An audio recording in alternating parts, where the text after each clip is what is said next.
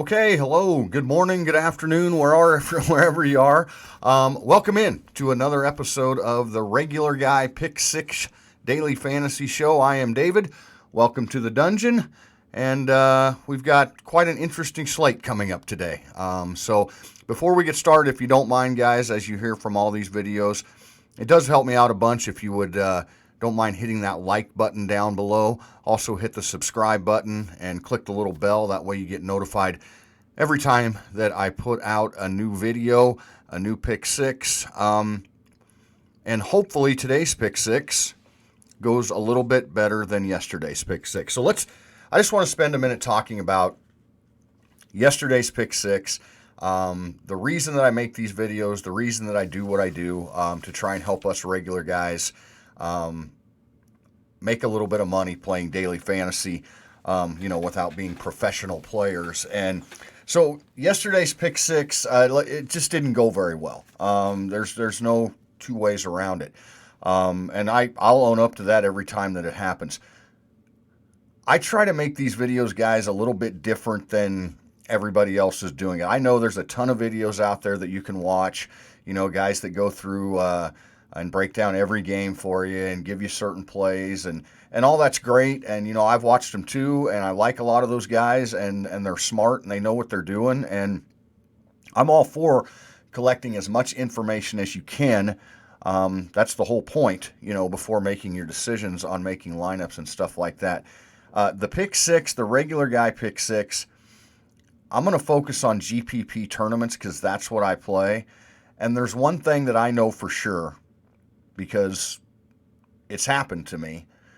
The only way we're going to take down a GPP, a big money GPP, the only way that we're going to cash significant money in a lot of these tournaments where, guys are max entering everything they can. You're up against guys that are putting out 150 lineups a day. So first piece of advice, getting as many single entry tournaments as you can. That's always the best thing to do. But some of the bigger GPPs, where you get 5, 6, 10 grand as a payout. If we want any chance of taking those kind of tournaments down, guys, we have to get different. And sometimes it works, sometimes it doesn't. My videos, the way that I play, the strategy I use, it's pretty high risk, pretty high reward at times. Because I know that if I want a chance to take down that big money, I'm going to have to be a little bit different than everybody else. And yesterday's pick six, for example, we decided to go with DeLon Wright yesterday instead of Tyrese Halliburton. Now, Halliburton had a great game, and DeLon Wright was disappointing. In 26 fantasy points, he was okay. But imagine if the roles would have been reversed, because the strategy was sound. DeLon Wright is still going to get upwards of 30 minutes off the bench. He's still going to get a piece of De'Aaron Fox's minutes. And imagine if he would have been the one to come out and score over 40, and Tyrese Halliburton would have just had an average game, 25, 26 points. We would have been ahead of so many people who played Halliburton because he was the chalky play. He was the standard safe play. And he paid off. But imagine if he wouldn't have and DeLon Wright would have, and we would have been ahead of a whole lot of people. I don't know what the hell the Washington Wizards are trying to do to me, and I might just have to avoid this completely. Yesterday we decided we were going to play a sneaky play with Anthony Gill from Washington, because he'd been coming off the bench, but he had been getting most of the minutes. And Isaac Bonga had started, but he didn't get very many minutes. So about 2 hours before lock yesterday, Washington comes out and gives their starting lineup, says that Gill's going to start. So I was a little bit bummed by that, because I was hoping, maybe we'd sneak Gill in and he could have a big game. Well, they start Gill, and then they only play him 14 minutes. And give the rest of the minutes to the guys off the bench. He scores 7 lousy fantasy points. He was a horrible play. It's so frustrating. It's so frustrating. I don't know what the hell Washington's doing. They do the same thing with Alex Len. They start him, but Daniel Gafford seems to be getting most of the minutes. Lopez gets more minutes. So they're really hard to figure out, very frustrating. So that did not work out well yesterday for us. Kelly Oubre was just okay. And then Russell Westbrook, for the first time in like 8 games, doesn't score 50 fantasy points. So all in all, it didn't work out well. We're going to take another swing today. And I'm going to use the same type of strategy, guys. I'm going to go to some risky guys that might pay off and they might not. But if they do, then it's a lot of fun because, we can make significant money. Now, speaking of today's Pick 6, this is going to be tough. It's an 11-game slate. There's all kinds of injury news that we're just waiting on. Some of the big ones are in Dallas, and Dallas is the 9 o'clock game tonight. So I don't know if we're going to get information during the afternoon about Luka and Porzingis. Obviously, if they don't play, then there's all kinds of value that's going to be opened up from Dallas, but we might not know that until after lock tonight. It's going to be crazy. You're going to have to be at your computer. I try to wait as long as I can to record these videos, guys, so I can have as much injury information as possible. Right before I get ready to record this, I get news that now suddenly Russell Westbrook is questionable. We knew Beal was questionable, but we didn't know that, or maybe Beal wasn't even questionable. I heard nothing about Russell Westbrook being questionable. So now that gives me a little pause, a little hesitation if he's suddenly questionable about whether he was going to play tonight. I was getting ready to put him in as the first play in the Pick 6 today, just because I think he's good. He would have rebounded or will rebound tonight with another great game, possibly a triple-double. I'm going to take the chance. But now that he's questionable, I don't know. I got a sneaking suspicion, 50-50 chance that he even plays.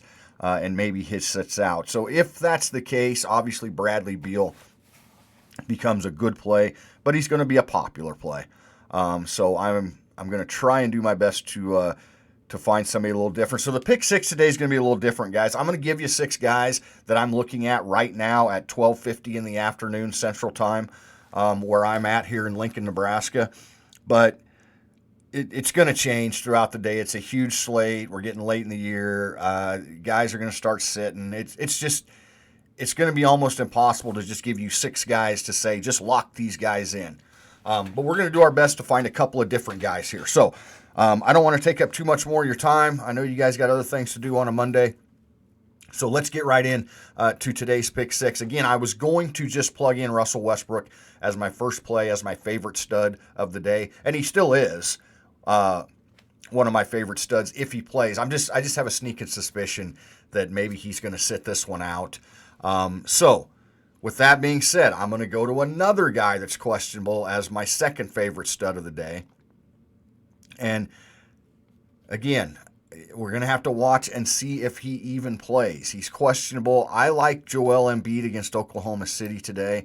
I think he's a fabulous matchup. It's a fabulous matchup. I think he's a great spend up if he plays. Philadelphia's kind of doing the same thing to us here. Yesterday, Ben Simmons was out. Now this morning, he's questionable. So Harris, Embiid, Simmons, all questionable. Obviously, if none of them play, then there's a bunch of value guys to consider from there. If Simmons and Harris sit out and Embiid plays, then he's an even better play, an even better spend up today. I'm just guessing right now. If Embiid doesn't play, then the next guy that I would pivot to if Westbrook is also out, as far as my favorite studs, is Jokic. He's a little bit more expensive, so keep that in mind when you're building up your lineup. But I also try to build these lineup guys in a little bit of a reasonable fashion. That way, we're not trying to fill our last 2 spots with minimum salary guys. That just doesn't seem to work out all that often. So I'm going to put Joel Embiid as a core, as my favorite spend up today.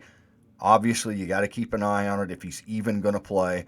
And if you want to pivot to a guy like Jokic, I certainly understand that. We talked about DeLon Wright yesterday, and we tried to get different with him and play him instead of Tyrese Halliburton. It didn't work out the way that we wanted to, but guess what? I'm going to try the strategy again because I still think it's a sound strategy. De'Aaron Fox continues to be out, and the minutes are going to get split up. Halliburton got the start, and he did play big minutes yesterday, but DeLon Wright's still getting close to 30 minutes off the bench. If he can be more productive today than he was yesterday, we're going to jump ahead of a lot of people who are just going to plug Halliburton right back into their lineup. So I'm willing to take another chance in an effort to get different, which is what we're trying to do here with the regular guy show. I'm going to take a chance on DeLon Wright once again and put him in today's pick six. Now, a guy that's probably going to be pretty popular, but I just can't get away from him. It's a 11 game slate, so maybe his ownership won't be as high as it would be on some other slates because we do have so many studs and we're waiting on so much injury news. But Paul George has just been fabulous without Kawhi Leonard on the floor. The Clippers are frustrating the hell out of me too, and we're going to get to that with our next play here in the pick six. Them sitting guys, you don't know how many minutes certain guys are going to play. I got a couple of guys I wanted to talk about from the Clippers, but I'll just go ahead and add him in right now into the pick six. I love Marcus Morris today, if he plays. You guys know what I'm talking about. This happened to us a couple of slates ago after lock. The Clippers and Ty Lue just come out and say, oh, Morris is a late scratch. Couldn't change our lineups, couldn't get to him, and we just wasted $6,000 in salary. I assume he's going to play today. We haven't heard anything different. This is a fabulous matchup. Again, guys, when we have big slates like this, my strategy is to focus on certain games, certain matchups, to try and maximize our point values. And the Clippers against New Orleans, we know New Orleans doesn't play any defense whatsoever. And without Kawhi Leonard on the floor, Paul George, if Marcus Morris gets his normal minutes, he could play over 30, close to 35 minutes today. And I think he's a fabulous play. He can pay off his price point very easily as long as they don't scratch him, which I can't imagine why they would do that 2 games in a row. Some other guys to think about from the Clippers, because I do think we want to target this game against New Orleans. I was all set to come on here and give you a sneaky little play with a guy that could come off the bench. He just signed a 10-day contract about a week ago with Yogi Ferrell. He had a couple of games. Let's just look at his game log. He'd come on. He played 17 minutes his first game, then 24 minutes, and then 20 minutes. So he was getting 20 to 25 minutes a game. I thought this guy would be a great value play, sneaky. So many guys are going to be playing Paul George. Maybe he will get in to the point guard rotation, and he can certainly pay off his price point. Well, then I go back and look, and in their last game against Houston, he doesn't even play. So I don't know what the hell is going on with Yogi Ferrell. He seems like a logical, sneaky guy to get in there that maybe not a lot of people are going to play, but I can't recommend him. Maybe you guys can help me out. Maybe somebody knows. Why did Yogi Ferrell not play in the game against Houston? Does any Clipper fans out there, anybody have any information for me? As far as I can tell, he wasn't hurt. He was just a coach's DNP. So, but the other guy from the Clippers that I think you can look at is Terrence Mann. Now, he wasn't terribly productive last time with Kawhi Leonard out, but he got like a lot of minutes. Let's just check real quick. Yeah, he played 37 minutes. He only scored 12 fantasy points. Terrence Mann scares me because you don't know exactly where the minutes are going to be. And sometimes he's productive, sometimes he isn't. But this is also a guy that you can look to from the Clippers with no Kawhi Leonard. Because if he's going to play 37 minutes, I mean, it's a guy that you might just want to have on the roster. Because odds are, if he's going to play 37 minutes, he's going to be productive enough to pay off his price point at $4,800. But anyway, just a couple things to consider. I'm going to put Morris in. Assume he plays, and assume he plays big minutes in a great matchup against New Orleans, and that's the guy we'll put in officially for the pick six. Now, we just got word that Robin Lopez is now questionable for tonight's game, and that means one of my favorite guys to roster, but you never know. Again, Washington, Never know where the hell our minutes are going to be. But this play, I'm going to put him in. I'm going to put Gafford in because he's a great point per minute guy. He can certainly pay off his price point. He can go out and have a big game. This is if Lopez doesn't play tonight. Then it's going to be Len and Gafford really splitting the center minutes. And even though Len's been starting, the guys off the bench have been getting more minutes. So Washington scares the hell out of me with the minutes that they're giving people. But if Lopez doesn't play, even if Gafford doesn't start, I assume he gets the most center minutes, and he can certainly pay off the price of $3,900. And then the last guy that we're going to look at is at the small forward position. Cleveland, we just found out, or we got confirmation that Colin Sexton is not going to play again today. So that's going to lead me right back to a guy from yesterday, Jetty Osman, he started yesterday in place of Sexton. He put up 31 fantasy points in 37 minutes, so I'm willing to go right back to him. The matchup isn't as good as it was yesterday. Toronto does play a fair amount of defense, but I think he's going to be secure in his minutes. Now, if for some reason he wouldn't start tonight, they started him yesterday.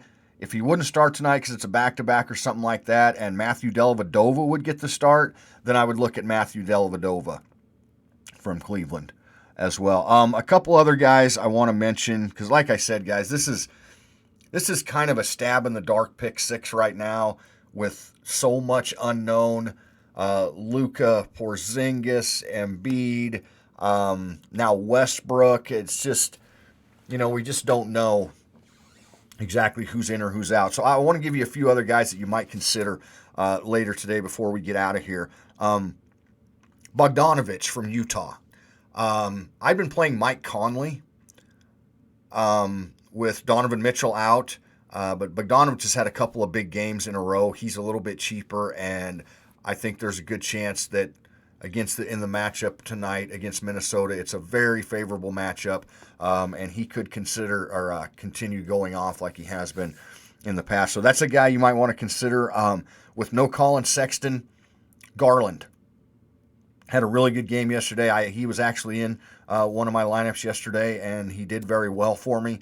And I don't see any reason. He's been really good even with Sexton on the floor.